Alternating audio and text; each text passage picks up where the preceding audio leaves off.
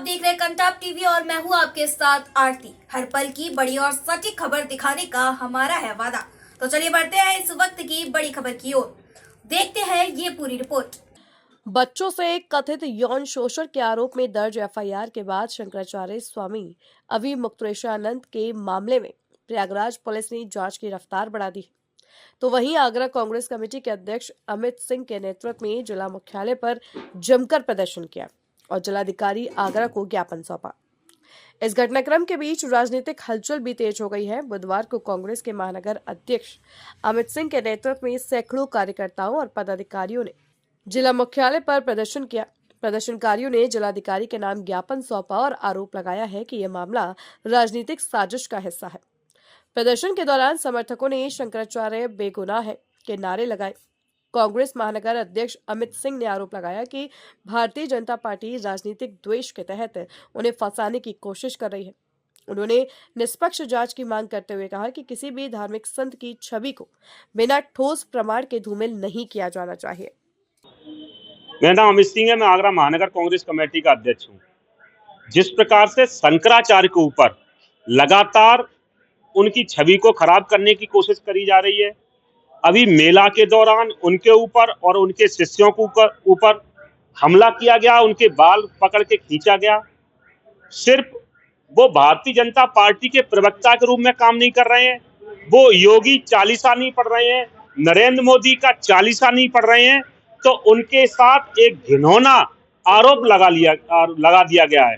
आज प्रधानमंत्री महोदय के नाम जिलाधिकारी को ज्ञापन दिया है और उसमें हमने ये मांग किया है कि आप शंकराचार्य के ऊपर आरोप लगाकर आप परमाणु बम के साथ छेड़छाड़ कर रहे हैं।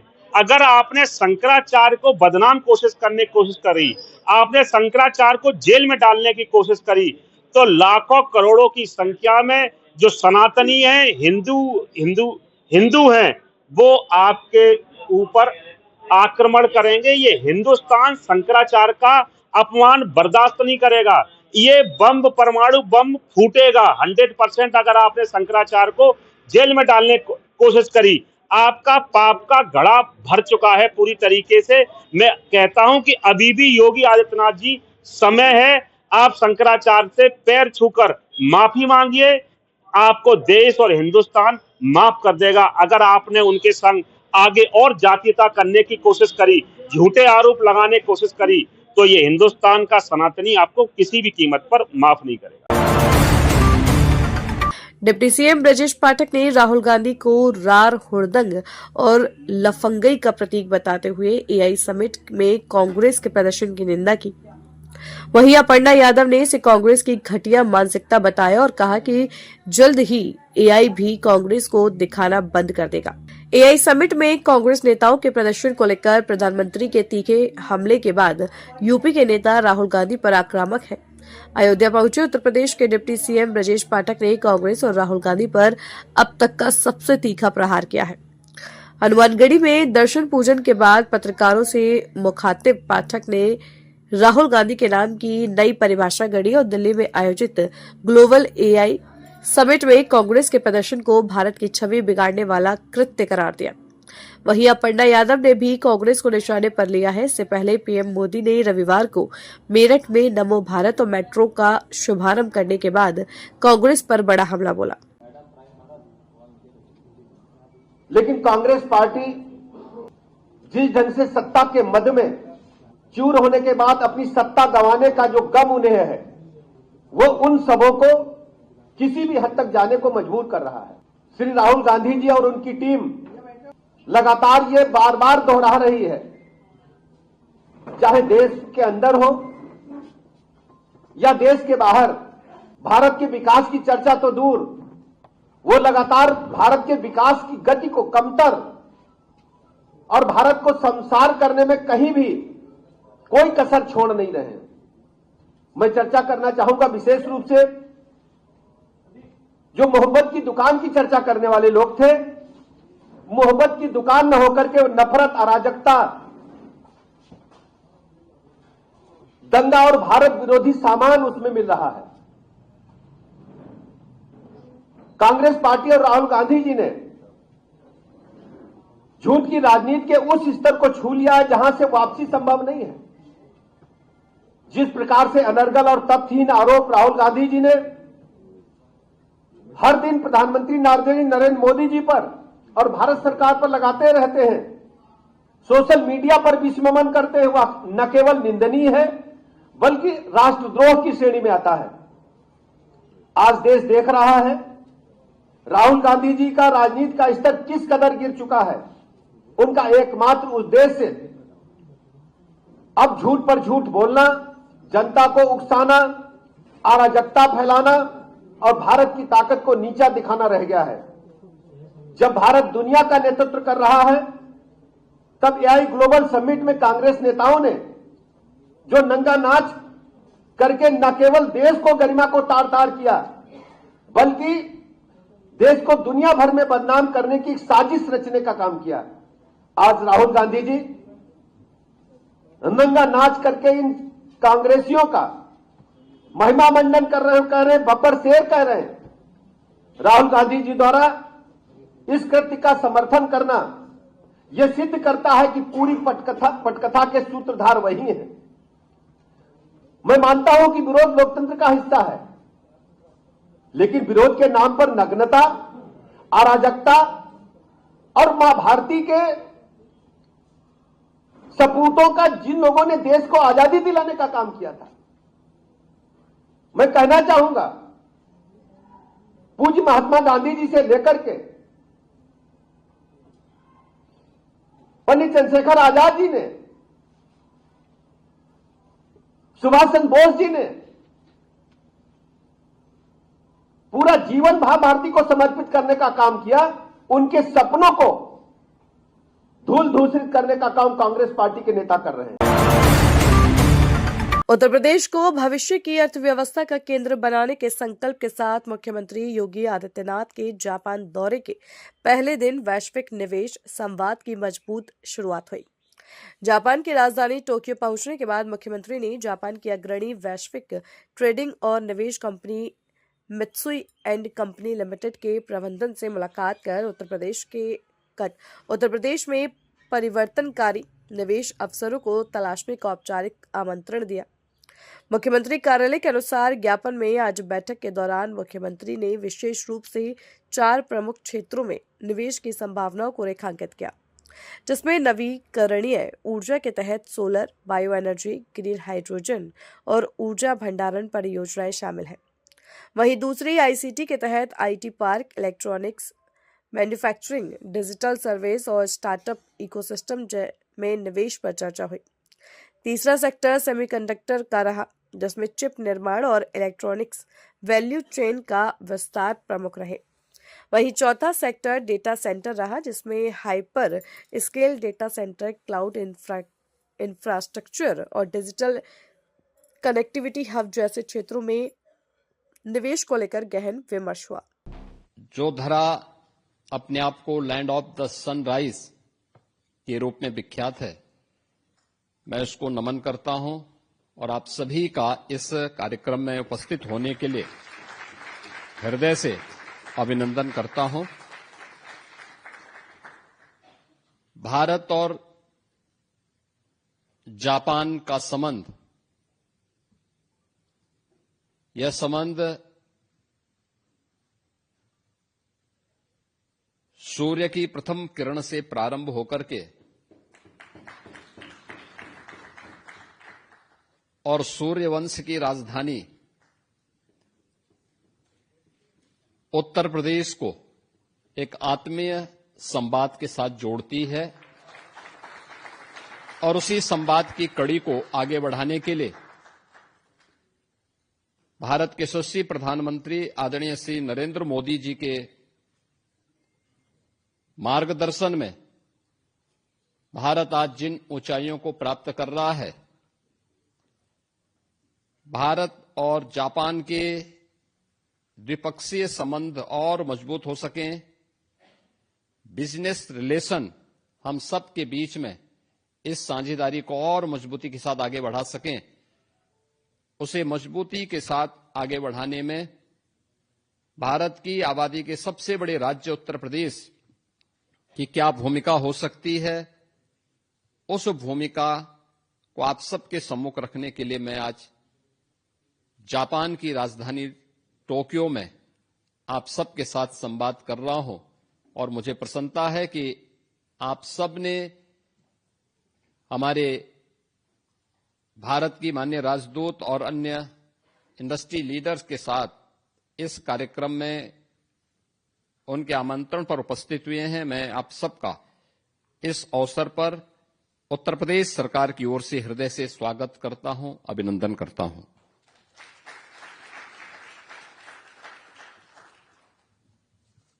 मित्रों, आप सब जानते हैं कि उत्तर प्रदेश सूर्यवंश के राजा भगवान श्री राम की पावन जन्मस्थली है और इसी परंपरा को आगे बढ़ाने वाले भगवान बुद्ध की भी पावन धरा उत्तर प्रदेश है। भगवान बुद्ध से जुड़े हुए दुनिया के अंदर सर्वाधिक महत्वपूर्ण स्थल उत्तर प्रदेश में ही स्थित है। उनका जो राज्य था कपिलवस्तु, वह उत्तर प्रदेश में है। उन्होंने प्रथम उपदेश जिस पावन धरा पर दिया था वह सारनाथ उत्तर प्रदेश में है। महात्मा बुद्ध ने सर्वाधिक चातुर्मास जिस धरती पर व्यतीत किए थे वह श्रावस्ती उत्तर प्रदेश में है। भगवान बुद्ध ने अपना अंतिम महापरिनिर्वाण जिस धरा पर किया था वह कुशीनगर भी उत्तर प्रदेश में है। इसके अलावा कौशाम्बी, संकिसा और इस प्रकार के अनेक महत्वपूर्ण स्थल जो भगवान बुद्ध से जुड़े हुए हैं यह उत्तर प्रदेश में है। और आज उत्तर प्रदेश के अंदर स्पिरिचुअल टूरिज्म को आगे बढ़ाने के लिए प्रधानमंत्री मोदी जी के नेतृत्व में रामायण सर्किट के साथ साथ बौद्ध सर्किट के कार्यक्रम को सफलतापूर्वक हमारी सरकारें उत्तर प्रदेश के अंदर प्रभावी ढंग से आगे बढ़ाने का कार्य कर रही है। नोएडा में 29 मार्च को रैली के माध्यम से करने जा रहे हैं। इसी को लेकर आगरा आए सपा के राष्ट्रीय प्रवक्ता राजकुमार भाटी ने रैली से जुड़े मुद्दों के साथ साथ भाजपा की केंद्र और प्रदेश की सरकार पर जमकर जवानी हमला बोला। सपा प्रवक्ता राजकुमार भाटी का कहना था कि सरकार में अन्याय और अत्याचार हो रहे हैं और विकास पूरी तरह ठप है। जो सरकार और मुख्यमंत्री शंकराचार्य नाम मानने को तैयार नहीं, विपक्षी नेताओं ने नेता मानने को तैयार नहीं है। भर्ती में बेईमानी, ट्रांसफर पोस्टिंग में बेईमानी और एसआईआर में बेईमानी, जाति धर्म देखकर काटे जा रहे वोट, शंकराचार्य पर झूठा दुष्कर्म का आरोप लगाकर मुकदमा, वो भी तब जब जिस दिन की घटना उस दिन शंकराचार्य पत्रकारों के सामने थे क्योंकि स्नान को लेकर उस दिन विवाद हुआ था। इतना ही नहीं, भाटी का कहना था कि इनके पास 3 ही हथियार है: मुकदमा, मुठभेड़, बुलडोजर। आजम खान जैसे शानदार नेता पर 94 फर्जी मुकदमे इसी सरकार ने लगाए। लोकसभा ने जो गठबंधन या संभावना है वही गठबंधन इस बार भी रहने वाला है। राहुल गांधी बहुत गंभीर नेता है और बहुत मैच्योर भी। पिछले कुछ सालों में राहुल गांधी ने खुद को साबित भी किया है। एप्स्टीन फाइल के मुद्दे पर राजकुमार भाटी का कहना था कि कई देशों से इस्तीफे हुए और कई लोग जेल भी गए हैं। ये बेशर्मी की हद है कि हरदीप पुरी का नाम आने के बाद भी न सरकार कोई जवाब दे रही है, न हरदीप पुरी इस्तीफा दे रहे हैं। सपा से बागी हुए नेताओं को पार्टी में वापसी के दरवाजे बंद है। जिसने धोखा दिया उससे सबक लेना चाहे। योगी आदित्यनाथ ने विदेश दौरे पर बोलते हुए राजकुमार भाटी ने कहा कि हवाई मुख्यमंत्री है, इन्वेस्टमेंट के नाम पर 0 इन्वेस्टमेंट आ रहा है। मुख्यमंत्री का घूमने का मन किया था, विदेश घूमने चले गए क्योंकि पिछली बार भी लखनऊ में आयोजित इन्वेस्टमेंट समिट में भी 40 लाख करोड़ का इन्वेस्टमेंट का दावा हुआ था। लेकिन 1 लाख करोड़ का भी इन्वेस्टमेंट नहीं आया है। साथ ही 2017 में सरकार बनने के बाद सरकार ने एक कृषक आयोग का गठन किया था, लेकिन 9 साल में आज तक एक बैठक नहीं करा पाए, जबकि दावा था इस आयोग से किसान की आय दोगुनी होगी।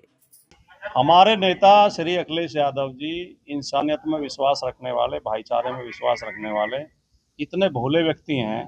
वो परोपकार सबके साथ कर देते हैं और उन्हें लोग धोखा देते हैं। वो दर्जनों लोगों से धोखा खा चुके हैं। और ये कहावत आपने सुनी होगी कि धोखा देने वाला कभी खराब नहीं होता, धोखा खाने वाला खराब नहीं होता, धोखा देने वाले ही खराब होते हैं। तो जो धोखा दे के गए हैं जवाब तो उन्हें देने हैं। जो कहते थे कि मैं चवन्नी थोड़ी हूँ जो पलट जाऊंगा।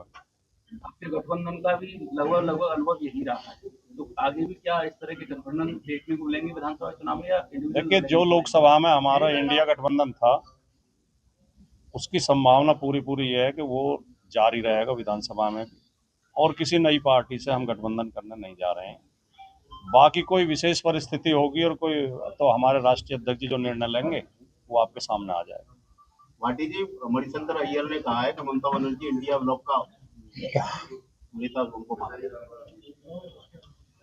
ममता बनर्जी सबसे बहादुर और सबसे शानदार नेता हैं इंडिया ब्लॉक में, और बहुत हिम्मत के साथ बीजेपी के अत्याचार के खिलाफ और उनके अन्याय के खिलाफ लड़ रही हैं, हिम्मत और हौसले के साथ। तो बड़ी नेता हैं और हमारी पार्टी तो हमेशा उनका समर्थन करती है, और अगर उन्हें कोई जिम्मेदारी दी जाती है तो हमें तो खुशी होगी। हमारी पार्टी उनके साथ। एलओपी के रूप में राहुल गांधी जिस तरीके से चीजें उठा रहे हैं उसे किस रूप में देखते हैं? क्या राहुल गांधी सक्षम नहीं है? राहुल गांधी पिछले 4-5 साल में बहुत ज़्यादा मैच्योर हुए हैं, बहुत ज़्यादा मजबूत हुए हैं और बहुत गंभीरता के साथ आम आदमी के मुद्दों को उठा रहे हैं।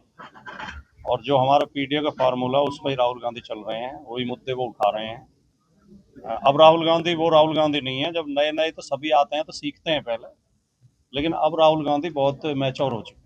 अखिलेश जी ने हिमाचल में एक ट्वीट किया था कि आश्रम तक जाने वाली जब प्रधानमंत्री सड़क योजना होती है तो सनातन सड़क क्यों नहीं रख सकते? इसे क्या मायने हैं? नहीं, अखिलेश जी देखिए, उत्तर प्रदेश के तो उन्हें एक जिला एक तहसील की समस्याएं उनकी उंगलियों पे हैं। वो बिना रुके आपको ये गिनवा सकते हैं कि अपने 5 साल के शासनकाल में उन्होंने किस किस जिले में क्या क्या काम किए, और ये भी बता सकते हैं क्या क्या काम रह गए हैं जो अभी और होने हैं। इसी तरह वो देश की समस्याओं पर भी नजर रखते हैं। तो उनका इशारा यही था। सनातन सड़क की उन्होंने बात की, तो क्या ये अखिलेश जी हिंदू? नहीं, हम तो हिंदू हैं नहीं कि हम हिंदू। अखिलेश जी के परिवार में नेताजी के टाइम से सारे हिंदू तीज त्योहार इतने शानदार तरीके से मनाए जाते हैं, बीजेपी वाले तो मनाते भी नहीं होंगे। अखिलेश जी के घर में अभी भी 40 गाय हैं और वो बताते हैं कि हमारे यहाँ पहली रोटी गाय को जाती है। तो ये तो फर्जी गोभक्त हैं जो कह रहे हैं कि ये इधर वाली गाय हमारी माता है, उत्तर वाली और दक्षिण वाली हमारी माता नहीं है। मतलब ये माताओं को बांट रहे हैं या पिता को बांट देंगे कुछ दिन में। तो हमें अपने हिंदू होने पे गर्व है और हम सारे हिंदू रीति रिवाज और संस्कृति का पालन करते हैं और सारे त्योहार मनाते हैं। तो ये तो बीजेपी वाले हम पे ये आरोप लगाते हैं कि हिंदू नहीं है, क्योंकि वो हिंदू उसे मानते हैं जो मुसलमानों को गाली देता हो। हम असली हिंदू उसे मानते हैं जो भाईचारे को बढ़ावा देता हो। हिंदू धर्म तो सहिष्णुता का, प्रेम का, सद्भाव का, भाईचारे का धर्म है। असली जो हिंदुत्व है वो विवेकानंद का हिंदुत्व है, दयानंद का हिंदुत्व है, गांधी जी का हिंदुत्व है, राजा राम मोहन राय का हिंदुत्व है, सावरकर और गोडसे का हिंदुत्व फर्जी हिंदुत्व है जिसे बीजेपी मानती है। एसआईआर को लेकर क्या कहेंगे? एसआईआर में भारतीय जनता पार्टी बेईमानी करना चाहती थी, हमारी वोट काटना चाहती थी, लेकिन समाजवादी पार्टी के कार्यकर्ताओं ने इतना शानदार काम किया है। मैं जिला आगरा की टीम को भी इस बात के लिए बधाई देना चाहता हूँ। हर जिले में हमारे कार्यकर्ता, हमारे जिला अध्यक्ष जी, महानगर अध्यक्ष जी दोनों बैठे हैं, लल्ला गुजर जी, देवेंद्र यादव जी, अरोड़ा जी, सब साथी बैठे हैं। सब कार्यकर्ताओं ने एसआईआर में मजबूती के साथ खड़े रहे तो उन्होंने बेईमानी होने नहीं दी। अभी तक एसआईआर ठीक ठाक है। अभी भी वो फर्जी फार्म 7 के जरिए कुछ करना चाह रहे थे गड़बड़ी, उसे भी समाजवादी पार्टी रोक रही है। एआई समिट में जिस तरीके से प्रदर्शन एनएसयूआई देखिए, शंकराचार्य के खिलाफ जिस तरह से पॉक्सो में मुकदमा किया गया है वो बहुत ही चिंताजनक और बहुत शर्मनाक है। इसमें दो सवाल खड़े होते हैं। पहली बात तो जिस दिन की घटना बताई जा रही है उस दिन शंकराचार्य पुलिस के घेरे में थे, उनको पूरी मंडली पुलिस ने घेर रखी थी और वहाँ मीडिया के कैमरे लगे हुए थे।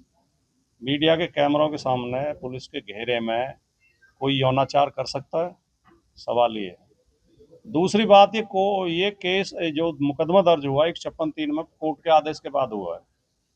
कोर्ट में आदमी तब जाता है जब पुलिस नहीं सुनती है, थाना नहीं सुनता है तो फिर पुलिस कप्तान के पास जाता है और इसके प्रमाण देने पड़ते हैं 156(3) में। आप सब जानते होंगे, प्रबुद्ध पत्रकार हैं, कि हमने पहले थाने में शिकायत करी, फिर हमने पुलिस अधीक्षक को शिकायत करी और उन्होंने हमारी सुनवाई नहीं की।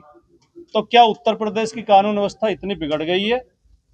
जो शिकायत करता है वो कह रहे हैं कि 20 बच्चों के साथ यौनाचार हुआ है, यौन शोषण हुआ है उनका, नाबालिग बच्चों के साथ यौन शोषण हो रहा है। पॉक्सो जैसे मुकदमे में पुलिस मुकदमे नहीं लिख रही है, पॉक्सो जैसे अपराध में, और याचिकाकर्ता को कोर्ट की शरण लेनी पड़ रही है।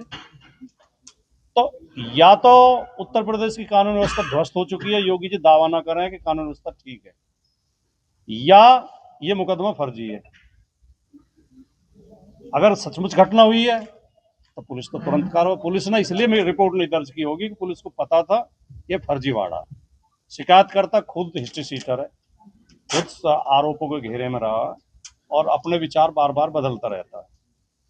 तो अगर एक शंकराचार्य जैसी पदवी धारण किए व्यक्ति के खिलाफ भी आप फर्जी मुकदमे का सहारा लोगे, जो इस पार्टी का, इस सरकार का जानो पहचानो फार्मूला है, जिससे भी असुविधा हो मुकदमा, बुलडोजर, मुठभेड़, 3 ही हथियार हैं इनके पास। आजम खान जैसे शानदार नेता के खिलाफ 94 फर्जी मुकदमे कर दिए। मोहित खान का केस आपके सामने है, अयोध्या में सेम यही केस था, पॉक्सो का ही। कोर्ट ने बाइज्जत बरी किया, कोई सबूत पेश नहीं कर पाए। ये मुकदमा भी फर्जी है।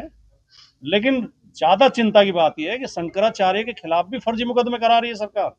जो इनके खिलाफ बोले, जो इनसे सवाल करेगा, उसके खिलाफ मुकदमा, उसको जेल, उसके अब हो सकता है बहुत जल्दी 1-2 दिन में बुलडोजर निकल पड़ेंगे और शंकराचार्य जी का जो आश्रम है वो अवैध करार दे दिया जाएगा। तो सभी संत जो है एक जगह समागम करने वाले हैं, उसको किस तरह से देखें? इस मुद्दे पे नहीं, मुझे उसका ज्यादा जानकारी नहीं है और वो हमारा कोई विषय नहीं है। वो एक आध्यात्मिक और धार्मिक लोग हैं, वो अपना समागम करें, लेकिन हम राजनीतिक पार्टी होने के नाते अन्याय किसी के साथ भी होगा, चाहे शंकराचार्य के साथ हो या किसी आम रिक्शा वाले के साथ, ठेली वाले के साथ हो। समाजवादी पार्टी हर उस व्यक्ति के साथ खड़ी है जिसके साथ अन्याय हो। सपा के पीडीए को तो भाजपा जो है फर्जी पीडीए बता रही है। हाँ, भाजपा तो सबको फर्जी बताती। भाजपा के लिए तो ना हम देशभक्त हैं, ना हम भारतवासी हैं, ना हम हिंदू हैं, वो तो हमें इंसान भी मानने को तैयार नहीं है। काल नेमी की अधिकतर बात और योगी जी से पूछना चाहिए पत्रकारों को कि आपने योगी की डिग्री कहाँ से ली, उसका सर्टिफिकेट दिखाओ। नहीं, आप सबसे सर्टिफिकेट फॉर्मूला आपका लोकसभा के चुनाव में चला, क्या लगता है विधानसभा में भी आप उससे दौड़ेगा? उसमें तो खाली चला था 24 में, तो 27 में ही दौड़ेगा, क्योंकि उसके बाद से पीडीए और मजबूत हो चुका है। और पीडीए में खाली पिछड़ा, दलित, आदिवासी और अल्पसंख्यक नहीं है। पीडीए में वो सामान्य वर्ग के लोग भी हैं जो पीड़ित हैं, दुखी हैं, अपमानित हैं। पीडीए का फॉर्मूला तब पूरा होता है। सपा मन से ये कहा जा रहा है कि पीडीए तो बहुजन समाज पार्टी का ही पीडीए है, ये तो अच्छी बात है, अगर उनका ही है तो भी क्या बुराई है। अच्छी बात किसी से भी सीख लो, तो ये कोई अपराध थोड़ी है। मानवर काशीराम एक बहुत बड़े विचारक, बहुत दार्शनिक व्यक्ति थे। सरकार की ई संजीवनी टेली मेडिसिन सेवा शहरी और ग्रामीण मरीजों के लिए बड़ी राहत बनकर सामने आई है। अब सर्दी, जुकाम, बुखार, डायबिटीज और बीपी जैसी सामान्य बीमारियों के इलाज के लिए लोगों को जिला अस्पताल की लंबी कतारों में खड़ा नहीं होना पड़ता। इससे समय और आने जाने का खर्च दोनों बच रहे हैं। कोविड काल से शुरू हुआ जिला अस्पताल का टेली मेडिसिन कक्ष अब ग्रामीण स्वास्थ्य सेवा की मजबूत कड़ी बन चुका है। हेल्थ एंड वेलनेस सेंटर पर तैनात सामुदायिक स्वास्थ्य अधिकारी मरीजों की जानकारी ऑनलाइन पोर्टल पर दर्ज करते हैं। इसके बाद डॉक्टर वीडियो कॉल के माध्यम से परामर्श देते हैं। डॉक्टर ऋषभ शुक्ला, डॉक्टर मानस और डॉक्टर आरिफ की टीम ने हर माह लगभग 8,000 मरीजों को ऑनलाइन ओपीडी में देख रही है। जरूरत होने पर ही मरीजों को जिला अस्पताल रेफर किया जाता है। बुजुर्गों और महिलाओं को इस सुविधा से विशेष लाभ मिल रहा है। मैं डॉक्टर ऋषभ हूँ। ये उत्तर प्रदेश सरकार ने कोविड के टाइम पर लॉन्च किया था ई संजीवनी के नाम से, लेकिन इसका अच्छा रिस्पांस देखते हुए इसको कंटिन्यू करा गया है। ये बेसिकली क्या है कि जो दूर दराज के इलाकों में जहाँ मरीजों को डॉक्टरी सेवाएं नहीं मिल पाती हैं, तो उनको video consultation, audio video consultation के थ्रू हम यहाँ हब से बैठ करके प्रिस्क्राइब करते हैं। और अगर कोई पेशेंट यदि जो ऑनलाइन देख करके उसको प्रॉपर ट्रीटमेंट नहीं मिल पाता है, तो उसको नजदीकी स्वास्थ्य सेंटर पे पीएचसी, सीएचसी या जिला अस्पताल में रेफर कर दिया जाता है। जो सब सेंटर से वहाँ सारी दवाइयाँ उपलब्ध हैं। तो 80 से 90% जो हॉस्पिटल का लोड है और पेशेंट के आने जाने का खर्चा बचता है।